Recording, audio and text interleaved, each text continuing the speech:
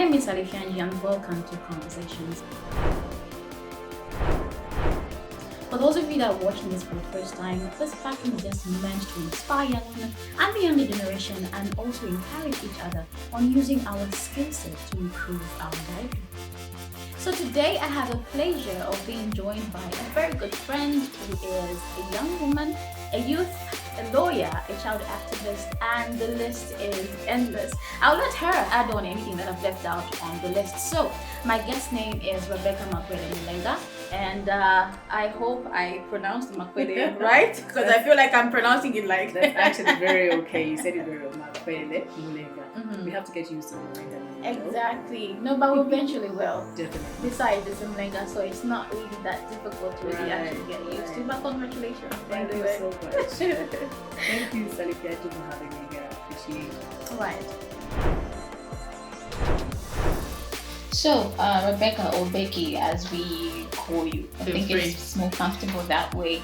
I know you've been making a lot of appearances on the media, and most of it has been just around talking about your child activism, attached to also being a lawyer. And for me, there's another list that I have about you, but I just want you to explain more and just tell the viewers more about yourself. Who is Rabecca? Okay. So I like to define myself as a child of God because everything else is derived from it. Right. So I would say I'm a child of God, and apart from being a lawyer, I'm also a wife, like she mentioned earlier. So I just added the Mulenga name to my many names. Right. And today I call myself somebody's wife, somebody's mother, very soon obviously. And I would also want to say, apart from being, I'm also a child mentor, I am a songwriter probably, and then I'm also somebody who sings in the choir. So I have a social life as well, other than the serious life that everybody seems to know me from that angle. I have that social life. I do a lot of singing, do a lot of dancing, and everything else just falls in place. So I have that amazing side of me as well. Right. From the list of titles that you've given us, how would you rank them from top to bottom? Wow. Priority number one, just in case when I'm watching, I am a wife. Because at the end of the day, they'll say, why wouldn't you put your husband first? Sure thing. So yes, apart from being a child of God, like I said, I'm a wife. I am a sister to somebody. I'm a daughter of somebody. I am just that very person that the whole world needs to know.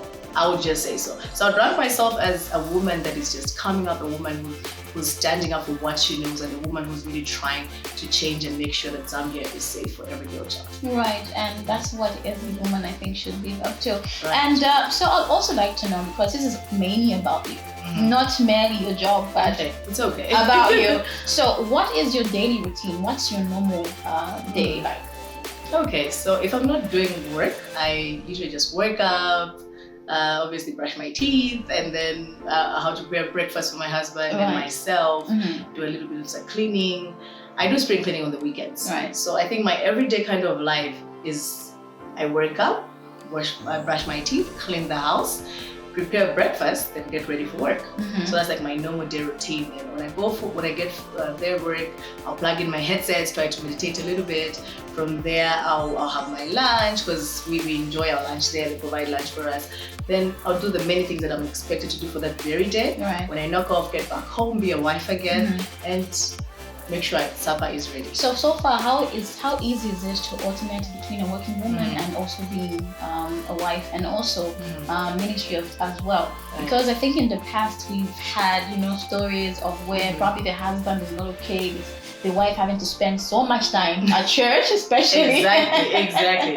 So how do you alternate between that? Okay, so for me, one thing that has helped me is a balance. Right. You need to know what is first in your life. So I had to go through a phase of trying to chop off certain things that are not really necessary. Right. So when you're a wife, you get to a point where you need to now see what is more priority. Before then, I was a single woman, and what was first to me was my mother, my family, my career. But when you become somebody's wife, or you have a partner and a best friend for that matter, you begin to switch places. So your priority becomes your husband. Right. So once you know that both of you have an agreement that he's the priority, I am his priority, it's easy for us to flow in that venture. So even if I have something scheduled for the day, it's not about me alone, but for the both of us. Right. So the balance has come in because I'm married to my best friend. Yeah. I'm married to somebody who understands my vision, and I've also bought into his vision. So the fact that we have both bought into our visions, it's easy for us to do things together. Right. So I think my balance really is my husband, because if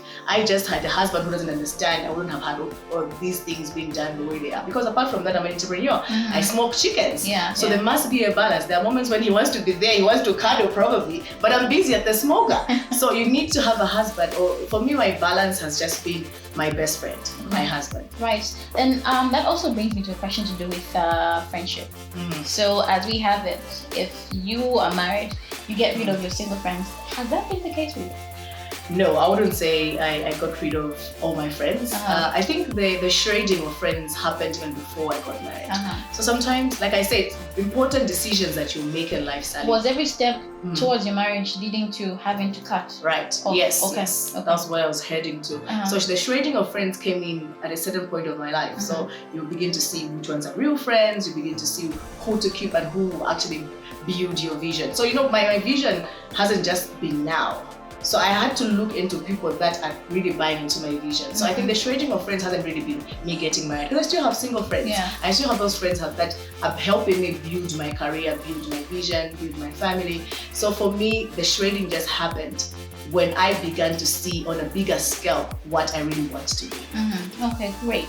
Okay, now I would like to bring this in. I know it was specifically just on a personal level, but seeing that on the 8th of March we're celebrating Women's Day under the theme choose to challenge. Right. And also Zambia also had its Youth Day on the 12th of March, where the theme was enhancing national development through youth participation or partnership. How do you marry that to your personal life? Okay, so for the women part of it is I'm looking at a situation where the world is calling out to a woman. So for me, I call it responsibility. I'm looking at a woman who will stand out, a woman who's able to not just balance her life at work, but also balance her normal day-to-day life. But above all, it's a call out to the whole community. So for me, the theme for the women is calling out to a certain individual, a certain woman that will rise beyond the challenge, the challenge of whatever man has said about it, what the world and society has named it with. For me, the theme is calling out to a woman who's able to just look into things that have been beyond what everybody else has been looking into. So I'm sure you would know how the stereotype woman has been, a mother at home. But if you've seen the 21st century, we have people that are rising up to the challenge. We have people the likes of Nzenga Melu. We have all these big icons that are coming up. For me, this theme is calling out to a woman to take responsibility and stop blaming. I like one thing that Pastor Gladys Paswani brought out in relation to this theme. She said we are calling out for gender equality. Yes, it's something that we want to attain probably in 2030 as one of the fifth goals in the SDGs. But one thing that is very fundamental is you being relevant. So I could cry out to be in a certain position, but am I being relevant? So for me, the theme is calling about servicing your dream, servicing what you want to see. So for the women aspect, it's looking for a woman who will rise beyond the challenge. That's just it for me. Sure thing. And having said that, I think I had a conversation before with someone to say that we are at a point, not only as young people, but maybe, country-wise, be it a woman, be it a male, where we are so much depending on handouts, and we are too lazy to actually work towards that position that we want. We are fighting for equality. What type of equality are we fighting for? We are fighting for equal opportunities and everything else equal to a man. But what do we have to bring onto the table? Because as I believe, there are roles that a man needs to do. There are roles that a woman also needs to carry out. Yeah. So enhancing national development through youth partnerships. Do you think we are heading towards the right direction, especially as young people? Yes, I feel it's actually the right direction we're headed to, because we have been working in isolation for a very long time, and we feel that attaining development is all about you, Salifianji alone, and me alone. So if you've seen of late, I've been trying to promote other people, young people, because I believe the synergy is actually very important. So I think we are actually headed the right direction, because alone we have tried it and it hasn't actually worked out. We've tried to be entrepreneurs on our own and it hasn't worked out. We've tried to be leaders on our own and it hasn't worked out.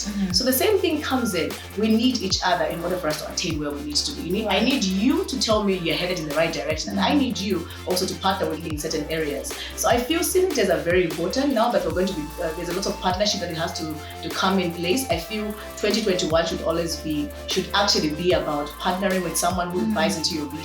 If you're into hair, I should be somebody who's able to identify, and if I can partner with you, why not? I think the thing is totally connecting with what my vision has been, and I feel it's about time that youths actually just partner, they grow synergies, and above all, we look forward to a better Zambia if you and me could actually partner and support one another. One more serious question. What's your view on entrepreneurship? Some would say entrepreneurship is not for everyone, and we all want to succeed, we want a successful story, but then we don't really have so many opportunities that have been given to young people, even those ones that are trying to create something out of themselves. So what is your view on entrepreneurship? Okay, like you said, the stereotype thing has been that not everyone is an entrepreneur, but I would like to say I do not agree with that, because I wasn't an entrepreneur before. So like I said, partnerships are everything. When I got married to my husband, when I started dating my husband, he brought out the hustle out of me, trust me. I never knew I could do a business apart from just being the stereotype lawyer, being the advocate that I am. But he brought out something that was very peculiar. And I asked myself, I would actually do business. So I feel each one of us has a hidden passion or a hidden gift of being an entrepreneur. The only problem is that we have not yet discovered it. So I still feel entrepreneurship has the passionate ones, those that really know what they already have to do. They know how to come in. But I think it's also about the mindset. We as youths have just been looking at it from the angle of, when I finish school, let me get a white collar job, let me do what, I just want to. People would rather work for 30 days and wait for a pay than just devote 4 years of their life into growing a business. So entrepreneurship is inborn. For some families, it's massive, because you'll see that maybe the father was the mother, you know, like Dangote's situation, where the father was also a very big icon in terms of business. It could be inborn, but it can also be grown. So if you feel you don't have a passion to do anything, you can still partner with somebody who is. If you're good at hair, and I have the financial aid, why not partner with you? I can provide the finance, you can provide the labor. So I think entrepreneurship is for everyone. Now that we're even headed to a Zambia that will not even provide a lot of jobs, we have a lot of universities going on. People are graduating every day. Just the other day, we're looking at the news and we have doctors saying they don't have jobs. So if jobs for doctors are not available, what's more for you and me who have done banking, who have done teaching? It's going to be difficult for us. So we're headed to a situation where we need to just go viral with entrepreneurship. If you can't do a business, partner with somebody who can. At least there must be somebody around your circles. If you don't have anyone in your circles, then you're just in the wrong circle, because your network is your net worth. Right. So like as you were talking, I was just trying to gather everything together. So there's issue to do with partnership. There's also to do with network and association, which is very, very important. And also, I think you need to develop the ability or the interest to learn from other people as well. Just today, I saw a post talking about opportunities for young people, what people can do, to give themselves opportunities to actually make a difference. And what came to my mind was the very fact that, in as much as fine, yes, probably not everyone will be an entrepreneur. I'm not saying they can't be, but not everyone will be an entrepreneur. Probably their role is to be of service. So if they decide to study medicine and become a doctor, they're of service. If they decide to be a banker, they're offering a service as well. And all that people need to do is, obviously, when you talk about partnership, even just like independent organizations, private organizations can come through and offer a service. Say, okay, I'm the government, we want to partner with you and provide this service to young people as well. And so, like you said, we should really move away from making excuses or it's impossible when everything has been given to us, especially as a believer and a child of God as well. they won't come on a silver plate, trust me. You have to dig, Yeah. and then digest it. Okay, so from now till whichever time into the future, what is the Zambia that you wish to see? Well, I only wish to see a Zambia, first of all, that is safe for every boy and girl child. Number one priority, because that's my goal. That's one thing I want to attempt, and just see that even if I don't get to reach there, at least somebody else should take over from where I've started. I would like to see a Zambia that is safe for every boy and girl child. When I say that, I'm talking about all forms of abuses being addressed, the legal system coming in and making sure that all perpetrators are brought to book, and making sure that the whole community is sensitized on issues relating to child protection. I look forward to such a Zambia. And then also I look forward to a Zambia that has more women, 50-50 majority representation in parliament. I look forward to seeing you as member of parliament, and I'll be like, wow, that's my friend. Because if you have believers and women like you that are standing out, trust me, even the system, the Zambian system will just change. Because we have a lot of broken communities, broken government, we're not doing so well in relation to that. So I look forward to a time when we could have 50-50, the equal gender balance, kind of equality when it comes to representation in government, in parliament. I look forward to that. I also look forward to us not being too dependent. I'm looking for a time when youths could actually stand out, do businesses. Youths could, if youths can come up with business plans that would employ a fellow 1,000 kind of youths, I look forward to that time when we could stop using excuses, giving excuses on everything, and just picking up with the challenge. I look forward to those three fundamental issues. Right, well said. Before we conclude, I would like to ask you this question. What is your language? What is the one thing that you communicate better to the world? What's the one thing that you use to communicate to the world? Oh, wow. I think I have too many languages. Right, if you ask me, I think my speech, for example, I think it's one of my strongest assets. I think I'm not afraid of anyone. I'm very confident. Sometimes I feel I'm overconfident, but yes, I feel my language best is my speech, and also my voice. I know some people would like, she sings. Yes, I do. I think those are the angles that I feel.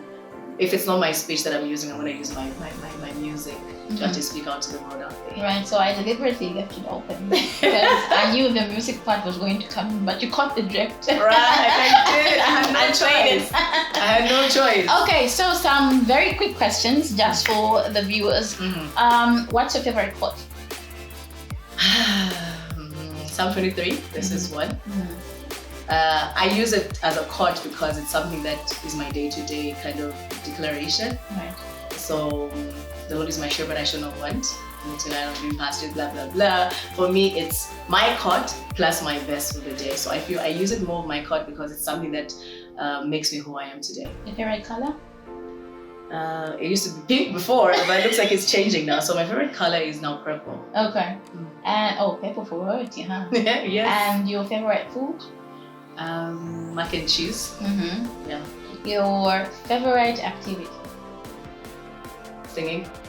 Apart from singing. Dancing. I dance a lot too. Yeah. Don't worry, I won't push so much on that one. Are there any closing remarks before we end this? Okay. My special last words conclusion is that you and me have a task. You and me have a responsibility to make sure that child is protected, that woman is protected. And of course, Salifenda keeps saying I have to get away from this thing, but I still have to mention it. If you are a woman out there and you're celebrating this Women's Month, remember you are loved, you are adored, you are special, and there's nobody that can actually replace you. All you need to do is get up, dress up, and show up. Opportunities are out there. Thank you for being with us. I love you all. Okay, thank you so much, Rabecca, for hosting us here. It's been a pleasure, and as usual, there's always something to learn. And I think when young people, speak, everyone will hear. And there's just a certain command in your voice that really just moves a lot of things. And remember, even when the world was created, it was through speech first. The Lord said, let there be. And so when you speak positively, I think the universe also response in that regard. And I would just like to encourage you to continue doing what you're doing. Continue, sharing what the world is doing, because you are, showing the light on everyone, shedding light on everyone that's doing businesses, whether big or small. You are there for that circle, and that is really something that I think I'm proud of as a friend. Really helpful. Thank you so much. Okay, so thank you so much for joining us on this special interview dubbed My Life, where we're talking to Rabecca Makwele Mulenga, who was sharing a bit more about herself and what she does and who she is inside out. And I hope you had one or two things to learn from there. So if you're new to this channel, please be sure to like, share, and subscribe as usual. And be sure to send a comment or share a comment down below. Thank you so much for watching it.